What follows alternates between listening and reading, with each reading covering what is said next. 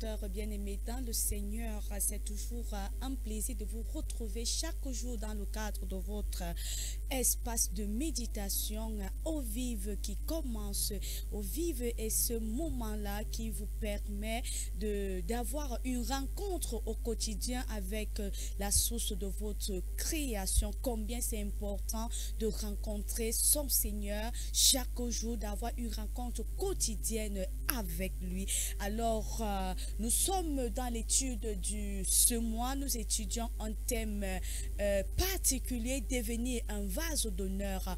Plusieurs veulent devenir des vases d'honneur dans la maison du Seigneur. Plusieurs veulent devenir des vases d'honneur dans la société. Mais qu'est-ce que c'est qu'un vase d'honneur et quelles sont les missions d'un vase d'honneur? C'est ce que nous étudions tout au long de ce mois. Et il faut le rappeler déjà, devenir un vase d'honneur, c'est un thème, c'est un livret de méditation parmi tant d'autres publiés par Loin de l'Éternel, le prophète Samuel aussi, dans le cadre de son mandat de libération de l'humanité qu'il a reçu de la part du Seigneur, selon qu'il est écrit dans le livre d'Ézéchiel 37 à partir du verset 3. Dieu lui a fait don du don de l'écriture et chaque mois donc il publie un livret de méditation avec un thème particulier pour l'édification, la libération, la guérison, la croissance spirituelle du corps de Christ.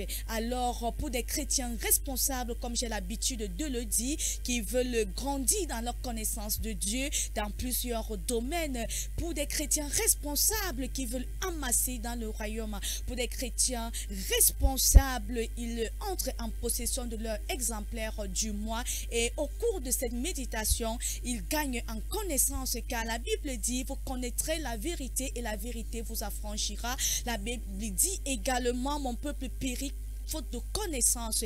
Alors, lorsqu'ils reçoivent la connaissance requise pour un domaine précis, les ténèbres, l'oppression que le diable utilisait, l'ignorance que le diable utilisait pour les oppresser à ce domaine-là, s'en va tout simplement. Vous aussi qui nous écoutez en ce moment, vous pouvez écrire, appeler au plus 237 682 87 88 17 ou encore le plus 237 690 48 65 20 et entrer en possession de votre exemplaire du mois ou encore tout autre exemplaire qui suit à votre problème. Car si vous avez des problèmes de santé, des problèmes avec vos enfants, dans votre foyer, dans le ministère, avec quel que soit le domaine, par la grâce de Dieu, il y aura toujours un livret de méditation à la cathédrale des signes et des prodiges à votre disposition, moyennant dans la somme de 1000 francs CFA seulement. Vous pouvez avoir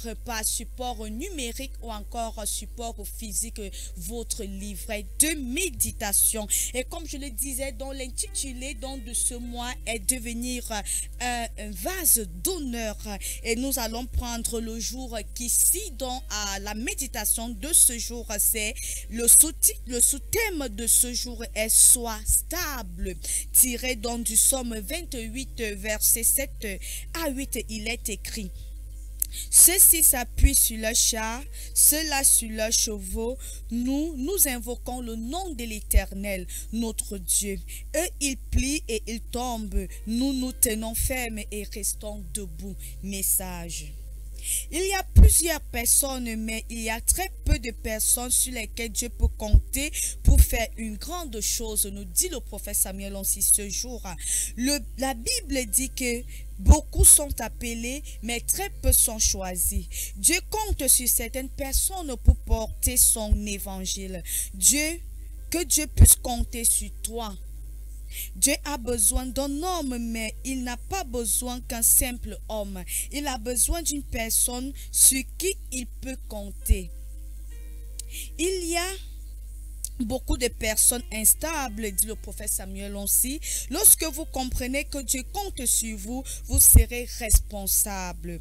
Vous ne ferez pas des choses comme les autres, car vous savez que Dieu compte sur vous.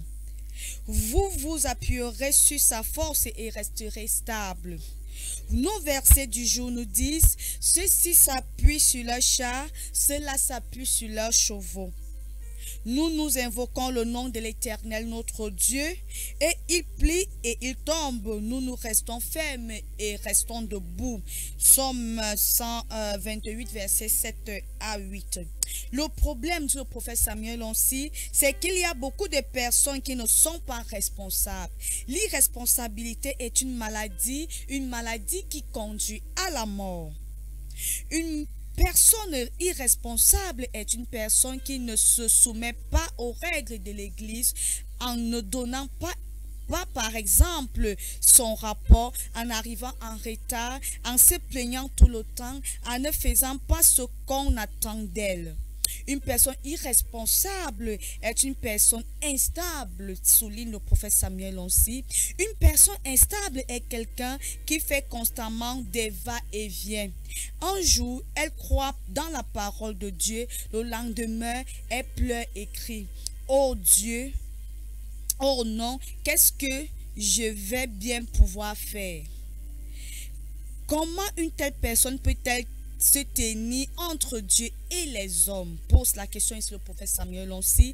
Dieu ne cherchera jamais une telle personne.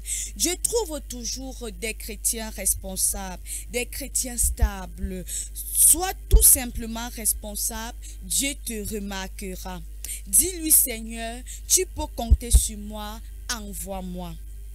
Pour que Dieu puisse compter sur un homme, il faut que celui-ci premièrement désire Dieu. Puis il faut qu'il ait un cœur motivé. Il faut qu'il ait la volonté de servir. Il faut qu'il soit disposé. Mon fils, ma fille, peux-tu dire aujourd'hui: Seigneur, tu peux compter sur moi parce que je dis envoie-moi. Seigneur, tu peux compter sur moi parce que mon cœur est disposé. Seigneur, tu peux compter sur moi parce que je veux faire ta volonté.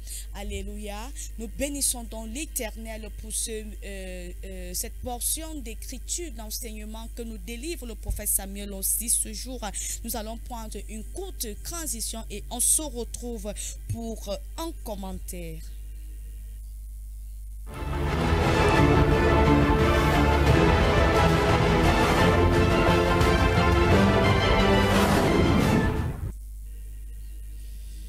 Voilà, comme je le disais, pour ceux qui viennent de se joindre à nous à l'instant, vous êtes sur Au Vivre, votre émission de méditation au quotidien qui vous permet donc d'avoir une rencontre quotidienne avec la source de votre création. Et nous sommes toujours dans l'étude du thème Devenir un vase d'honneur, publié par le prophète Samuel Lonsi dans les éditions Tout Droit du Ciel. Vous pouvez appeler, écrire plus 237 82 87 88 17, le plus 237 90 48 65 20 pour entrer en possession de votre exemplaire du mois moyennant la somme de 1000 francs CFA seulement par support numérique ou physique, afin de connaître davantage ce que c'est qu'un vase d'honneur, les missions qui sont assignées à un vase d'honneur et peut-être pourquoi pas vous-même devenir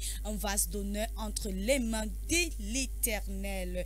Et nous avons vu dans le cadre de cette méditation de ce thème qu'un vase d'honneur est une personne consacrée, consacrée à Dieu, purifiée de tout péché et utilisée par Dieu pour accomplir de bonnes œuvres, pour manifester la gloire de Dieu. Nous avons vu qu'un vase d'honneur est un ouvrier, est un serviteur de Dieu. C'est quelqu'un qui a décidé en fait d'accomplir les souhaits de Dieu, les désirs de Dieu, de servir les intérêts de Dieu, de se disposer, de se mettre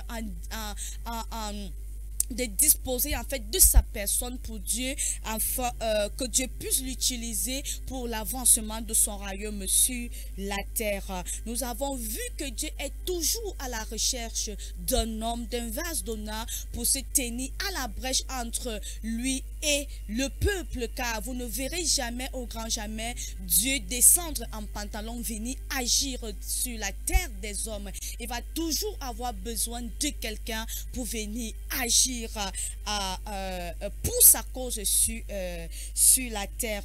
Alors, à la recherche, donc, comme je te disais, donc, de quelqu'un, alors, quel que soit votre statut, que vous soyez médecin, cultivateur, commerçant, peu importe votre statut social, vous pouvez être un vase d'honneur.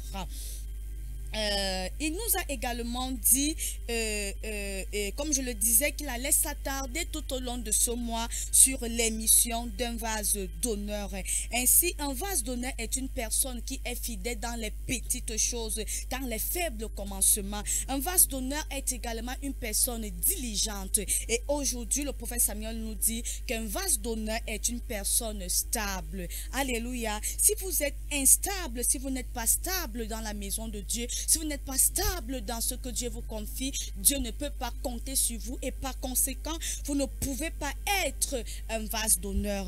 Il nous dit ici, il y a beaucoup de personnes instables. Oui, bien aimé, il y a beaucoup de personnes instables dans la maison du Seigneur.